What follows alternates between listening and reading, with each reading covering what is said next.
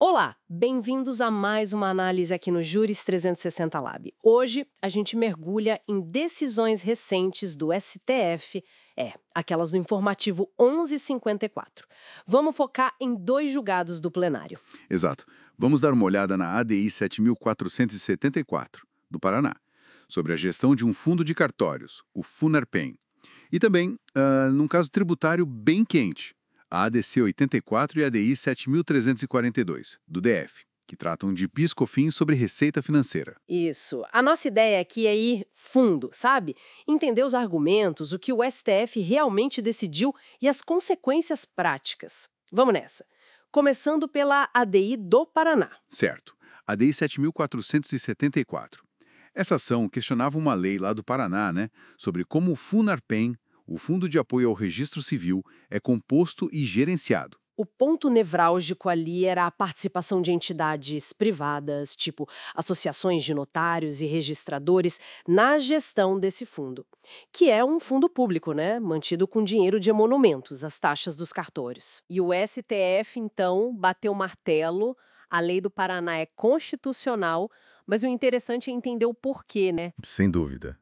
O que é fascinante aqui, eu acho, é a linha de raciocínio. Primeiro, o STF reforçou que serviço de cartório, embora público, é delegado a particulares. Está lá no 236 da Constituição. Uhum. Segundo, e muito importante, a finalidade social do Funarpen. Ele serve para compensar atos gratuitos essenciais, tipo o registro de nascimento, de óbito. Certo.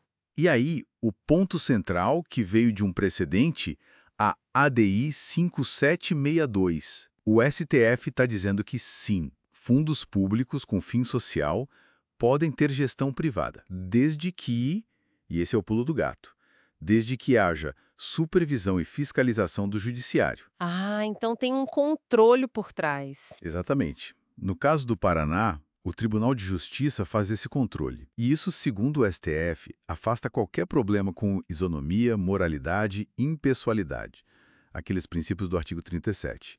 Por isso, validaram a participação privada na gestão.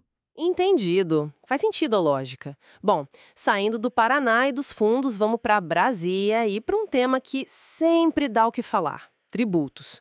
ADC 84 e ADI 7342, PIS/COFINS na veia. Pois é, esse caso mexeu bastante no início de 2023. A confusão toda girou em torno de decretos presidenciais sobre as alíquotas de PIS/COFINS que incidem sobre receitas financeiras das empresas no regime não cumulativo. Aquele regime das empresas maiores, geralmente. Isso. Tinha um decreto lá de 2015, o 8426, que fixava as alíquotas em 0,65% para o PIS e 4% para COFINS. Aí, no apagar das luzes de 2022, veio outro decreto, o 11322, reduzindo muito isso, 0,33% e 2%, para valer a partir de 1º de janeiro de 2023. Uma redução considerável. Sim, só que no mesmíssimo dia 1º de janeiro de 2023, um terceiro decreto, o 11.374, revogou esse decreto da redução. E mais, ele repristinou o texto do decreto original de 2015, ou seja, voltou para as alíquotas de 0,65% e 4%. Nossa, que reviravolta, uma verdadeira dança de decretos. Então, a grande questão era, essa volta para as alíquotas maiores precisava esperar os 90 dias da anterioridade nonagesimal ou já valia imediatamente? Exatamente essa era a pergunta de R$ 1 milhão. E o STF foi direto ao ponto.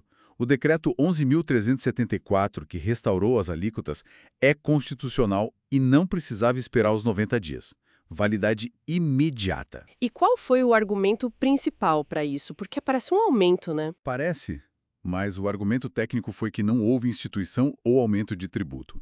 O raciocínio foi o seguinte: o decreto que reduzia as alíquotas, o 11.322, foi revogado no mesmo dia em que ele entraria em vigor. Ah, então ele nunca chegou a produzir efeitos práticos. Exato. As alíquotas menores de 0,33% e 2% nunca foram efetivamente aplicadas. Então, na prática, as alíquotas de 0,65% e 4% continuaram sendo as mesmas que já vinham desde 2015. Não houve surpresa para o contribuinte nesse sentido, nem quebra de expectativa legítima. A segurança jurídica não foi violada, segundo o STF. Entendi a lógica jurídica, mas a sensação de instabilidade para quem planeja os negócios deve ter sido grande, imagino. Sem dúvida. Mas o STF também considerou o contexto, sabe?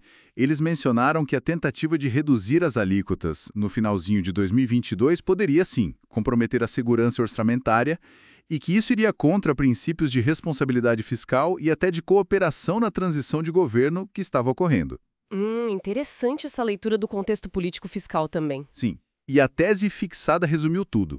A incidência das alíquotas de 0,65% e 4% da contribuição ao PIS e da GOFINS, previstas no artigo 1º do Decreto número 842/2015, repristinado pelo Decreto número 11.374/2023, não está sujeita à anterioridade nonagésimão. Então, na prática, a ADC 84 foi julgada procedente, confirmando o decreto restaurador, e a ADI 7.342, que o contestava, foi improcedente.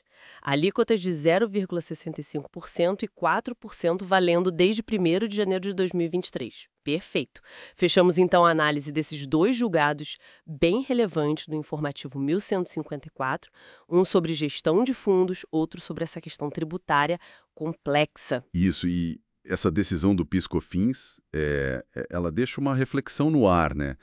Até que ponto o executivo pode usar decretos para mudar regras de tributos, ainda mais em momentos de transição, sem ferir demais a previsibilidade que as empresas e todos nós precisamos? Fica aí para a gente pensar. Uma ótima reflexão final.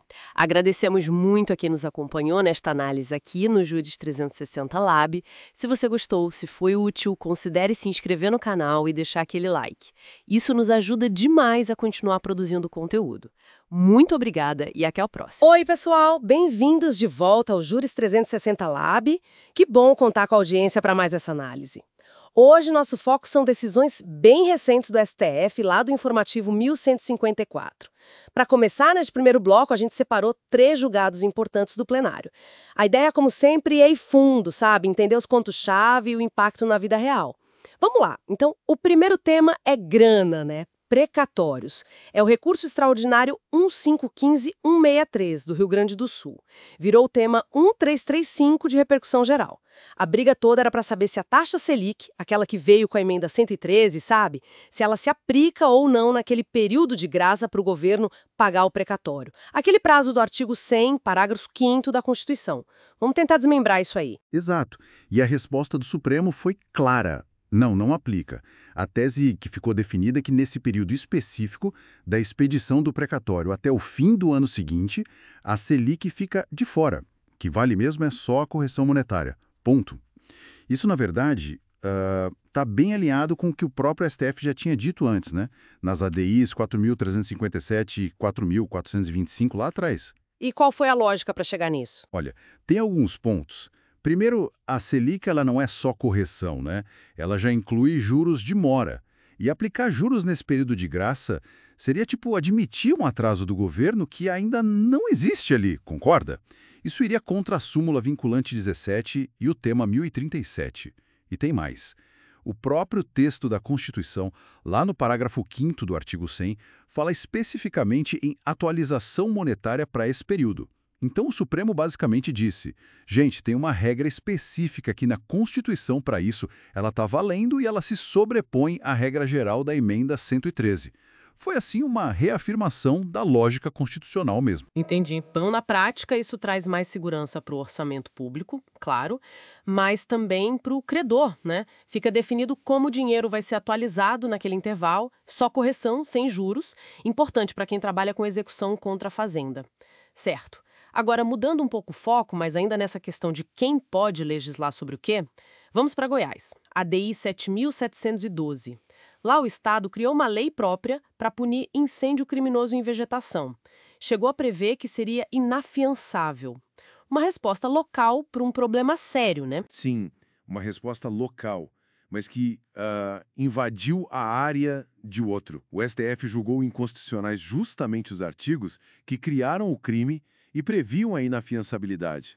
Eram os artigos 16 e 17 da Lei Goiana. O argumento principal? Batido, mas fundamental. direito penal e direito processual penal são competência privativa da União. Está lá no artigo 22, inciso I da Constituição. Proteger o meio ambiente, sim, é tarefa de todo mundo. União, Estados, municípios. Competência comum, artigo 23. Mas isso não dá ao Estado o poder de criar crime ou mudar regra de fiança, entendeu? Isso é com lei federal. E essa linha de raciocínio nos leva direto para o terceiro caso, não é? De novo essa tensão. Estado querendo agir, mas esbarrando na competência federal. Agora é a ADI 7.715, de Mato Grosso, uma lei estadual que criava um monte de sanções administrativas para quem ocupasse ou invadisse propriedade. Coisa pesada, tipo proibir de receber auxílio social, assumir cargo de confiança, contratar com o Estado. Isso. E o Supremo de novo agiu. Referendou uma liminar que suspendeu essa lei de Mato Grosso na hora. E por quê? Quais os problemas ali? Bom, a análise preliminar do STF viu dois grandes indícios de problema. Primeiro, uma possível usurpação da competência da União para legislar sobre direito penal. Essas sanções administrativas pareciam muito, um jeito de aumentar a punição para crimes que já existem, como violação de domicílio, esbulho possessório. Isso não pode, né? É matéria federal. E segundo, ao proibir a pessoa de contratar com o Estado, a lei também estaria invadindo a competência da União para definir as regras gerais de licitação e contratos, artigo 22, inciso 27. Além disso, claro, o risco de dano imediato para as pessoas afetadas e a insegurança jurídica justificavam a urgência da suspensão. É um debate delicado, né? O limite da ação estadual nesses conflitos sociais. Fica claro um padrão nessas duas últimas, né? Um recado do STF sobre os limites da legislação estadual quando o assunto é matéria reservada à União. Bom, essas foram as análises deste bloco, a gente se vê no próximo. Só para deixar uma pulga atrás da orelha. Pensando nessa tensão toda, né? Competência federal para norma geral versus a necessidade do Estado de dar resposta rápida para problema local tipo incêndio, conflito de terra, qual seria o caminho? Como o Estado pode agir de forma eficaz nessas áreas sem atropelar a Constituição e a competência da União? Fica aí a reflexão.